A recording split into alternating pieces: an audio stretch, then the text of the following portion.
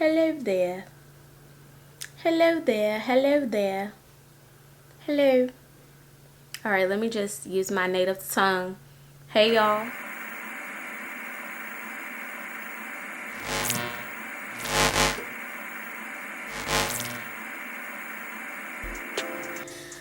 Hi, my name is Destiny and this is DDO TV. Thank you for coming. So welcome to DDO TV. I'm finally starting my YouTube channel. I know that everybody's probably texting and calling you saying, I'm starting a YouTube channel. I'm starting a YouTube channel. Me too. What about you? I'm starting a YouTube channel. But a motto I go by is that we're all uniquely created by a higher power. And my higher power is God. So we're all uniquely created by God, and no matter how many people do the same thing during the same time in the same ways, it's always going to be different. It's almost like locks. You can have lock aspirations, and like you can look at other people's locks and say, well, I want my locks to look like that, but like even each individual lock in your head is different. So you're unique. More of the story. So if you want to start a YouTube and your best friend and her best friend and their best friend starting a YouTube and their good cousin starting a YouTube, you can do it too, girl. But that's why I'm here. So I'm here to talk about the virus outbreak, and what it means to be in a stay-in-place order, or to have your state have a stay-in-place order, and what I do in my day-to-day routine to stay sane and to just focus on the positivity during a very uncertain time. So where do I start? This virus has affected me personally, not in any tragic ways like death or anything like that. I actually think I had the virus back in late December, early January. I had all the symptoms. I couldn't breathe. I was horribly sick. I was here in LA by myself. I had just traveled back from home, which is North Carolina, and on the plane I got so sick I felt like I was dying, literally.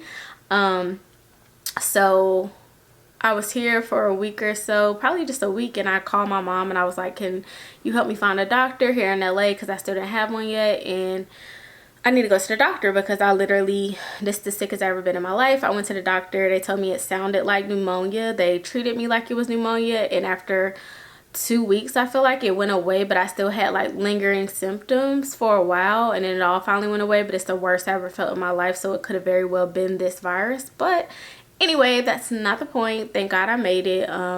Praying for the people who have it, praying that everybody makes it out of this. So the next way I was affected by it was that March 26, 2020, I was at work, working from home like I always did. I work for an education company. I was a talent specialist and photographer, and I was just working. It was a regular day, and I started getting a lot of messages from my coworkers saying like, has the CEO called you? Has your boss called, your direct supervisor, your boss called you, because they're doing layoffs today? I just got laid off. And I'm just like, what? Like, we're not getting laid off, sis. What you talking about? Like, our direct boss, or my direct boss, had mentioned to us that we would be good until at least the summer, and she had claimed that our CEO told her that. I don't know. I don't think she lied or whatever, but long story short, a lot of things happened, and I think it caught people off guard. So it ended up being we weren't good until the summertime. This was March, obviously. March in the summertime, very far away. But anyway, ended up getting laid off. I panicked initially because I live in Los Angeles. Los Angeles is very expensive. That was my main source of income. I was in a salary position. I was well taken care of. I was taking care of myself, and that was how I did it. And then boom, it's gone just like in a blink of an eye. But I tried to see it as a blessing in disguise, in the sense that I had been longing for a breakthrough. I had been longing for time to just decompress and focus on myself and focus on my creative projects and focus on what I really came to LA for, which is the film industry and a lot of different other creative realms or spaces. And I was doing those things on the side, but it had turned out that my source of income had taken over my life in a lot of ways, and I didn't really have a lot of extra time. And the job was a blessing, like, don't get me wrong. It's what kept me going in LA when I first moved here. So I moved here with my car full of things and I didn't have any extra money. I didn't know anybody. I didn't have a job lined up. I kind of just moved. I'll explain that more in another video another day, but I landed that job and it allowed me to not live in Airbnbs anymore, and it allowed me to move into my first apartment. This is my second apartment. Also, we'll explain that another day. But once I was laid off, it's almost like a new life. Like, not only did the virus hit, but it like hit and changed a lot of people's realities, and I think the reality and structure of the whole world has kind of changed as a result of it.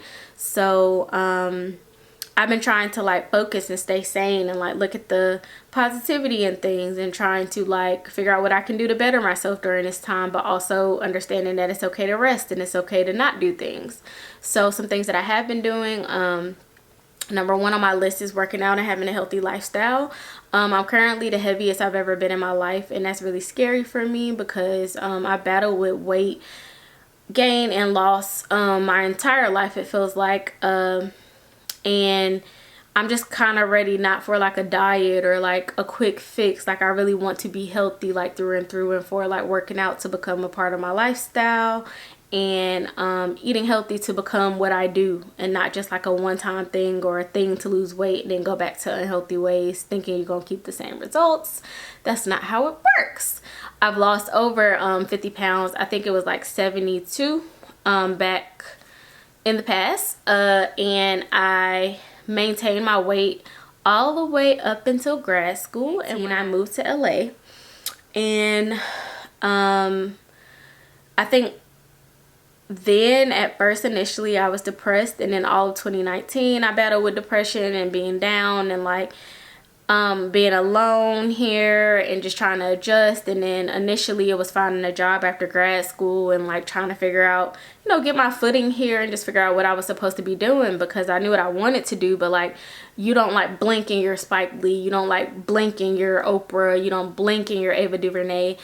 You put in work. So like, I'm sitting here trying to figure out, where do I need to put in this work at? What do I need to do? How are things gonna fall together? Meanwhile, I'm eating my life away. I'm just like consuming all this food, and I'm just like eat, eat, eat. And as a result of that said eating, I gained, I want to say at least, I always be like, oh, I gained 100 pounds, but I think it was more so like, not 100, maybe like from 2018 till now, I would say I gained maybe 100 pounds. But from like 2019 to now, maybe like it was like 70 of those pounds. And it's tragic. I mean, I just want to be healthy.